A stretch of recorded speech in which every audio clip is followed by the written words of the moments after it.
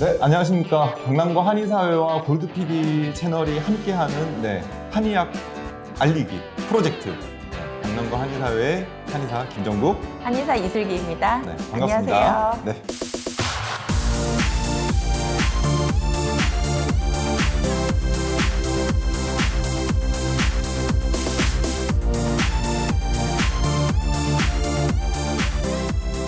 자, 오늘 할 이야기는 한방 다이어트 이야기입니다. 이게 참, 이 다이어트는 또 제가 집중적으로 말씀을 드릴 수 있는, 자신 있게 말씀을 드릴 수 있는 부분이 되겠네요.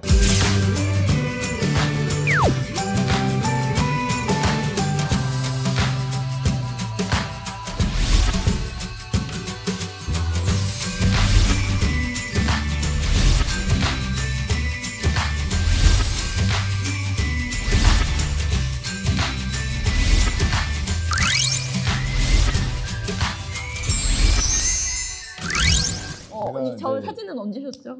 2011년도에 제가 체중이 110kg가 나갔었거든요. 물론 최고점은 언제까지, 어디까지 올라간지는 모릅니다. 저는 체중을 안 재보고 살았으니까. 근데 이제 나 살 빼야지 그러고 체중을 쟀더니 110kg가 나와 있더라고요. 그리고 이제 감량을 시작을 했는데, 제가 못하는 것 중에 하나가 운동이에요. 싫어하셔요? 예, 저는 운동하는 걸 별로 안 좋아합니다. 예, 그래서 운동을 안 하고 어떻게 살을 뺄 수 있을까를 고민을 했겠죠. 물론 이제 어쨌든 결론적으로 말하면은 30kg를 감량을 하고요. 그 다음에 지금 유지관리 하는 지가 한 7년, 그러니까 감량 이후 유지관리 쪽에서 한 7년이고, 저는 100% 식이요법 다이어트만 했습니다. 물론 제가 처방한 한약은 먹습니다. 네, 그러니까 한약 복용하면서 식이요법 하면서 체중 30kg, 그 다음에 체지방은 약 한 4-5kg 정도 줄고요. 부종 빠지고 일정량의 근육 감소, 이렇게 해서 총 한 30kg 정도가 줄었죠.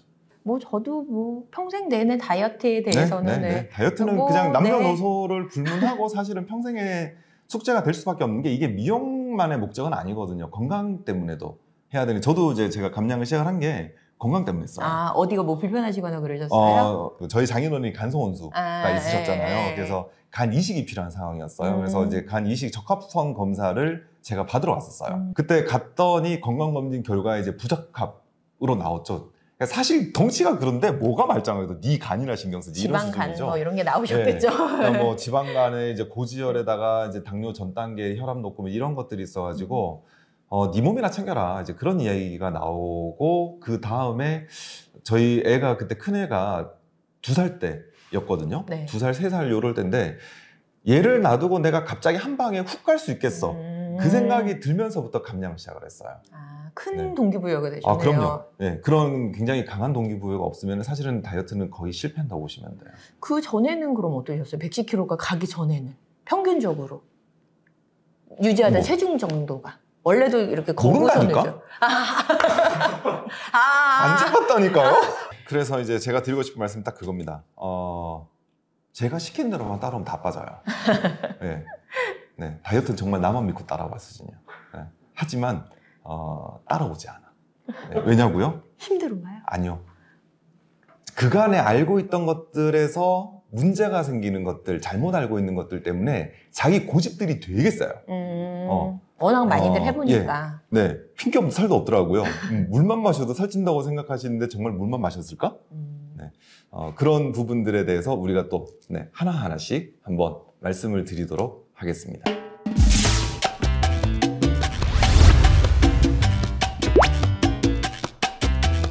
저 생긴 것보다 많이 안 먹거든요? 근데 살을 왜 찔까요?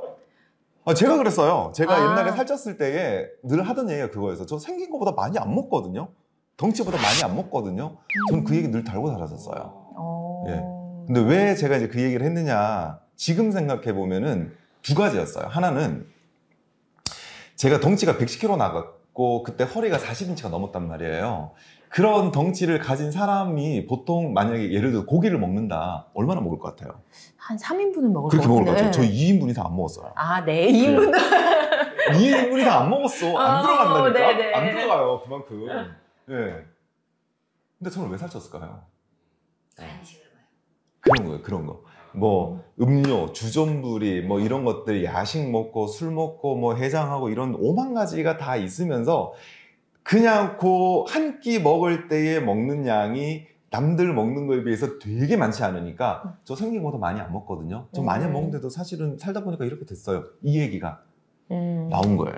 네, 저는 환자분들이 그렇게 얘기하시면 당연히 거짓말이라고 생각합니다. 근데 그래서 식사일기 써보시라 그래요. 예, 맞아요. 일기장 예. 먹은 거 예, 써보세요. 예, 그럼 예. 다들 제가 생각보다 많이 먹네요. 그래서 그 인식에 대한 부분들이 이제 문제가 되는 게 디저트에 대한 부분들, 그 다음에 음료수에 대한 부분들, 이쪽이 굉장히 큽니다. 사람들이 그런 정도를 먹으면요 안 먹었어라 그래요. 자기 안 먹었대. 한 모금 먹었다고. 아니, 한 그러니까 모금 그냥 안 먹었다 그래요. 먹었다. 저도 이제 식단 일기를 기록을 하게 만들고 그거를 제가 다 데이터 분석을 했었어요. 정말 식단량하고 체중량하고 이런 것들이 맞냐 안 맞냐, 뭐 제가 공학이 베이스니까. 제가 하는 그 다이어트 방법은요 정신머리대로 되잖아요. 그러니까 인식을 개조를 시켜야 돼. 그게 뭔 인식을 개조를 시키냐면 식사에 대한 인식이에요. 그래서 한국 사람들이 제일 문제가 되는 게 뭐다? 쌀밥만 밥이다예요.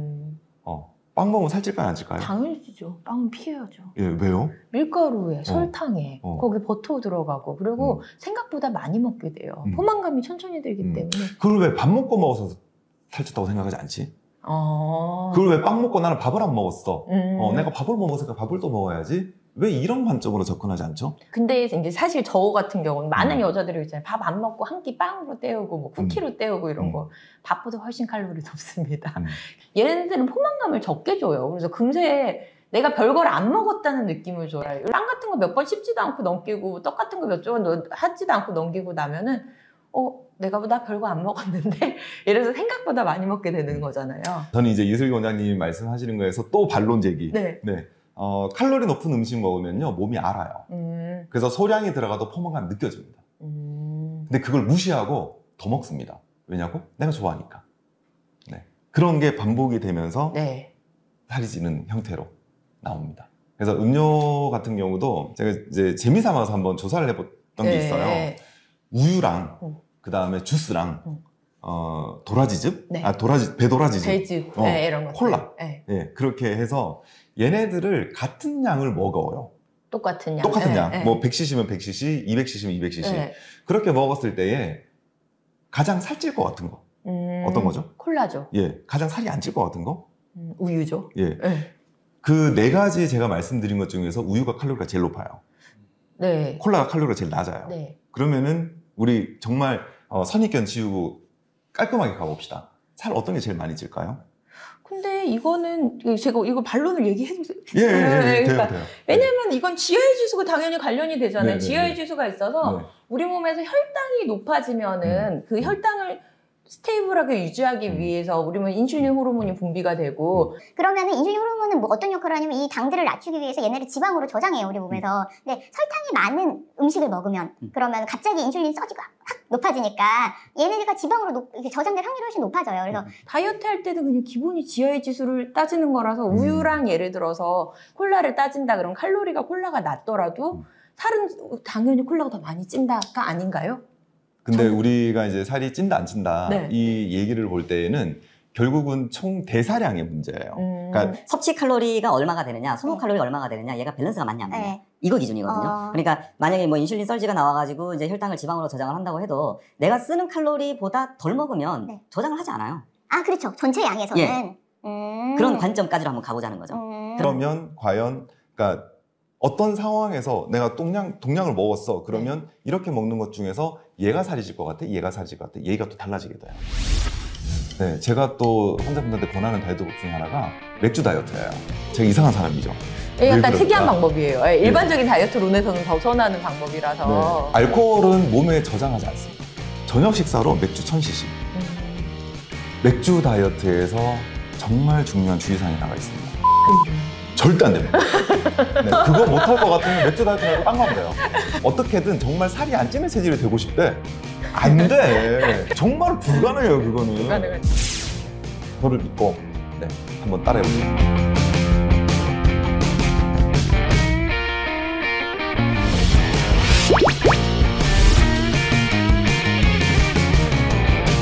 폭식을 막는 팁이 또 있어요. 어떤 게 있을까요? 폭식은 왜 생길까요? 뭔가를 보상받고 싶어서 생기죠, 복식. 왜 보상을 받고 싶을까요? 나의 노고에 대한 보상? 어. 아니면은 자, 그거는 스트레스성 폭식으로 규정을 하면 됩니다. 또 어떤 상황에서 폭식이 생길 수 있을까요? 하루 종일 안 먹었어. 그러다가 이제 내가 먹어야겠어. 심리적 보상? 아니고요. 저혈당성 폭식이에요. 그럼 이제 원인이 생긴 거예요. 스트레스성으로 먹고 푸는 거 정상이잖아요? 아니, 스트레스 받았을 때 먹고 푸는 거 정상 아니야? 정상이죠. 정상이죠. 정상인 이유는요? 먹고 나면은 몸이 이완이 되잖아요. 스트레스가 풀리죠, 실제로. 그 항스트레스 신체적으로. 호르몬이라고 하는 게 코티솔이 있어요. 근데 이제 그 부신 피젤에서 나오는 코티솔이 있는데 얘네가 방출이 되면서 이제 어쨌든 이제 전체적인 컨디션이 이제 개선이 되는 형태로 가는데 걔가 식욕 증가 호르몬하고 같은 역할을 해요. 그래서 스트레스를 받아서 내가 스트레스를 풀 거야 그러면은 방출되는 호르몬 자체가 얘가 식욕을 올리는 애예요. 그래서 스트레스 받을 때 먹고 푸는 건 원래 정상입니다. 그럴 때에도 우리가 규칙을 하나를 설정을 좀 한번 해보죠. 하지만 우리는 먹고 푸니까 살이 쪘어. 그럼 이걸 어떻게 대응을 할 거냐? 반드시 음식을 정하고 드십시오. 그러니까 계획된 식사를 하자예요. 닥치는 대로 다 집히는 거. 그거 하자가 아니고 스트레스를 풀기 위해서 난 이 음식을 딱 요만큼 먹겠어. 그거를 정하고 시작하고 그걸로 끝내야 됩니다. 그러니까 그걸 못할 것 같다. 난 살을 찌면 돼. 나는 살을 빼고 싶잖아. 그럼 해야 돼요. 어쩔 수 없어. 이것도 하고 다 가질 수 없거든요. 내가 원하는 걸 가지기 위해서는 정확하게 포기를 해야 되는 것들이 분명히 있습니다. 그래서 스트레스성 폭식을 막을 때에는 자기가 원하는 음식 종류를 정해진 양만큼 계획된 식사를 하자. 이게 제가 드리는 팁입니다. 두 번째, 공복 시간이 길어진 상태에서의 저혈당성 폭식이거든요. 원인이 정확하게 나왔잖아요. 당 떨어져서. 그럼 어떻게 하면 좋을까요? 적절히 올려주면 되겠네요. 그래서 제가 추천을 하는 건 초콜릿입니다. 20g 정도를 먹는 거, 20에서 25g 정도를 먹고 약 30분 정도의 시간을 두고요. 그러고 식사를 하십시오. 정상 식사 가능합니다. 폭식이 잡힙니다. 딱 그거 하나만으로. 그래서 혈당이 약간만 보충이 돼서 80을 넘기는 순간부터 식욕이 떨어지기 시작하거든요. 그래서 공복 시간이 최소한 6시간 이상이 지속이 된 상태에서 음식을 먹게 될 때에는 나는 습관적으로 폭식을 하고 있는 사람이야 라고 한다 그러면 반드시 음식을 먹기 전에 초콜릿을 먼저 먹고 물론 물도 같이 드셔야 됩니다. 그리고 30분 정도 시간 이후에 식사를 하시면 정상 식사가 가능합니다. 이것도 제가 굉장히 많은 분들께 팁으로 드렸고요. 그분들이 실제로 수행을 하면서 너무 좋아요 라는 피드백을 받는 그런 방법 중에 하나입니다. 좋은 팁이에요. 네, 좋은 팁인 것 같아요. 이거는 꼭 해보십시오. 네. 근데 주의사항이 하나 있습니다. 이것도 다크 초콜릿 안 됩니다. 초콜릿 먹으라 그랬더니 그렇게 다크 초콜릿을 또 먹으려고 그래요. 건강에 좋다고. 당을 높여야 되는데 다크 초콜릿은 안 되죠. 당을 직접적으로 올리는 게 지금 목표인데 초콜릿 먹으라 그러니까 다크 초콜릿을 먹어요. 네, 그건 안 올라갑니다. 네. 그리고 이제 이런 이야기의 연장선상에서 공복이 있을 때에 견과류를 먹으라고 조언을 하시는 분들도 계시거든요. 아무짝에 쓸모없어요. 왜냐면은 그 견과류가 지방으로 되어 있는데 얘가 혈당 변화가 굉장히 느려요. 그러니까 지금은 응급 상황이라서 직접적인 당이 보충이 돼서 혈당을 이렇게 확 올려줘야 되거든요. 그렇게 해야지 해결이 되는데 견과류를 먹는다 해결이 안 돼요. 딴 거 또 먹고 있어요. 여러분 여기 밑에 뭐 있죠? 여기 밑에 뭐 있죠? 구독? 좋아요. 좋아요인가? 네, 이쪽은 구독? 네. 좋아요, 구독 꼭 누르난 다음에 시청도 꼭 부탁을 드리겠습니다. 내용이 좋으면은 옆에 있는 분들한테 이 영상을 전달을 좀 해주시기 바랍니다. 오늘 김정국 원장님께서 얘기하신 게 여러분들이 다이어트 하는데 많은 도움이 되는 꿀팁들을 많이 얘기해 주셔서 일상생활에서 쉽게 할 수 있는 방법들을 많이 알려주신 것 같아요. 그래서 여러 번 보시면서 한 번씩 하나씩 생활에서 실천해 보셨으면 좋겠습니다. 네, 감사합니다.